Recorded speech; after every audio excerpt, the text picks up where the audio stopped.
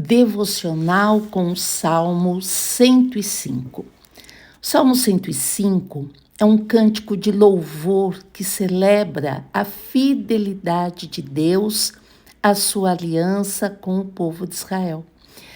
Ele nos conduz a lembrar, agradecer e proclamar as grandes obras do Senhor. Eu vou ler versículos e faço as considerações, ok? Os versículos de 1 a 6 é um convite à adoração e à lembrança. Versículo 1. Deem graças ao Senhor, invoquem o seu nome, tornem conhecidos entre os povos os seus feitos, cantem a Deus, cantem louvores a Ele, falem de todas as suas maravilhas, gloriem-se no seu santo nome, alegre-se o coração dos que buscam o Senhor. Versículo 4, busquem o Senhor e o seu poder, busquem continuamente a sua presença. Lembrem-se das maravilhas que Ele fez, dos seus prodígios e dos juízos dos seus lábios. Vocês, descendentes de Abraão, seu servo, vocês, filhos de Jacó, seus escolhidos. Versículo 4, busquem o Senhor e o seu poder, busquem continuamente a sua presença, é o versículo-chave deste salmo. O salmista aqui, ele começa com um chamado à gratidão. O que ele fala? Deem graças ao Senhor, invoquem o seu nome. Fazei conhecidos entre os seus povos todos os seus feitos. Aqui, nós somos lembrados de não apenas reconhecer o que Deus fez, mas compartilhar com os outros. Lembre-se, o louvor verdadeiro é evangelístico. O que é evangelístico? É você levar a palavra de Deus, falar do Senhor, falar dos seus feitos. Então você está contando de Deus o que Deus fez sobre a tua vida. Isso é uma característica do evangelista. O evangelista, ele proclama, ele agradece e ele proclama os feitos do Senhor. Amém? A segunda parte fala da aliança, fidelidade à aliança, entre os versículos 7 e 15. Eu vou ler, depois eu faço as considerações. Ele é o Senhor, é o versículo 7. Ele é o Senhor nosso Deus, e os seus juízos permeiam toda a terra. Lembra-se perpetuamente da sua aliança, da palavra que empenhou para 1000 gerações, da aliança que fez com Abraão e do juramento que fez a Isaque, o qual confirmou a Jacó por decreto e a Israel por aliança perpétua, dizendo: eu lhe darei a terra de Canaã como porção da sua herança. Versículo 12, quando eles eram em pequeno número, pouquíssimos e estrangeiros na terra de Canaã, quando andavam de nação em nação, de um reino para outro reino, Deus não permitiu que ninguém os oprimisse, e por amor deles repreendeu reis, dizendo: não toquem nos meus ungidos, nem maltratem os meus profetas. Muito bem. Aqui o Salmo recorda a aliança feita com Abraão e reafirma a aliança que fez com Isaque e com Jacó. Deus é fiel à sua palavra. Mesmo quando os homens falham, ele continua sendo fiel. Lembre-se, ele protegeu seus ungidos e não permitiu que fossem prejudicados. Você é ungido do Senhor? Declare o nome do Senhor, levante a sua mão agora e declare: Senhor, eu quero ser sua. Em nome de Jesus, Senhor, eu quero te conhecer, não apenas de ouvir falar, mas eu quero andar contigo, eu quero que o Senhor more no meu coração e eu quero ter a cada dia mais intimidade contigo. Senhor, vai ser uma honra ser seu ungido. Amém? Vamos continuar na leitura, versículos 16 a 25. Fala sobre como Deus conduziu o seu povo. Versículo 16, Deus fez vir fome sobre a terra e cortou os meios de obter o pão. Está falando sobre a situação no Egito, né? Versículo 17, ainda adiante deles, enviou um homem, José, que foi vendido como escravo.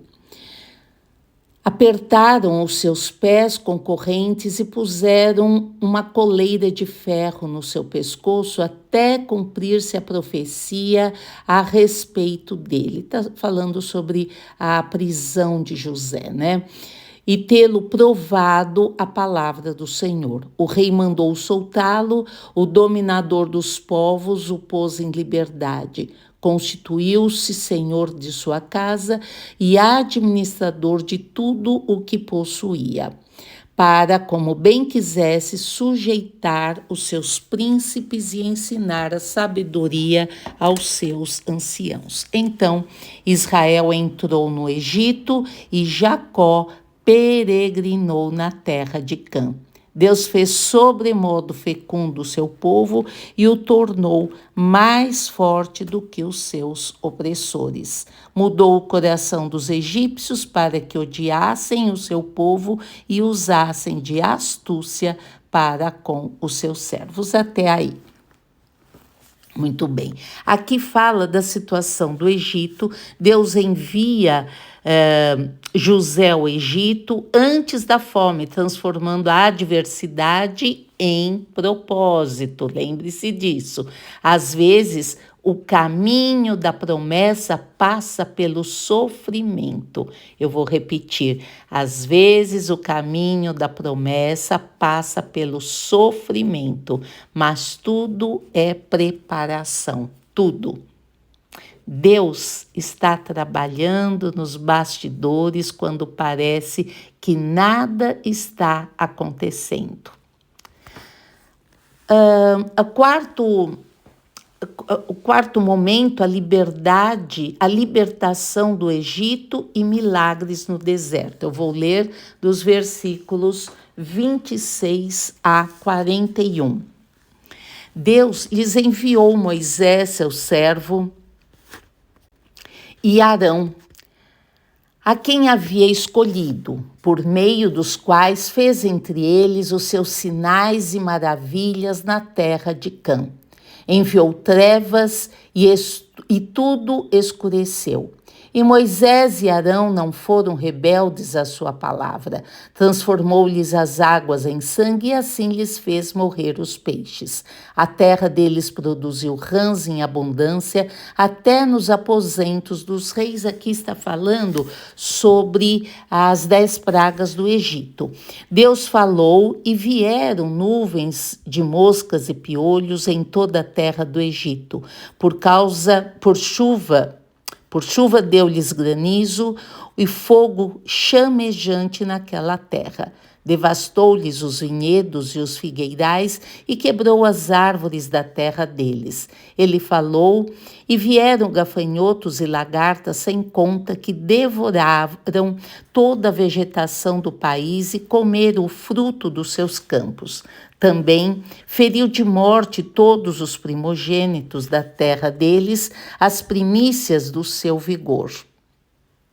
Então Deus fez sair o seu povo com prata e ouro, e entre as suas tribos não havia um só inválido.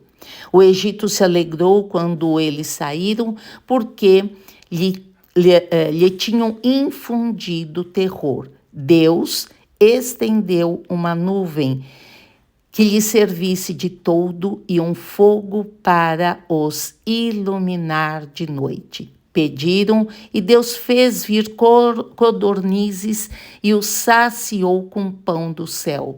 Fendeu a rocha e dela brotaram águas que correram como um rio pelo deserto.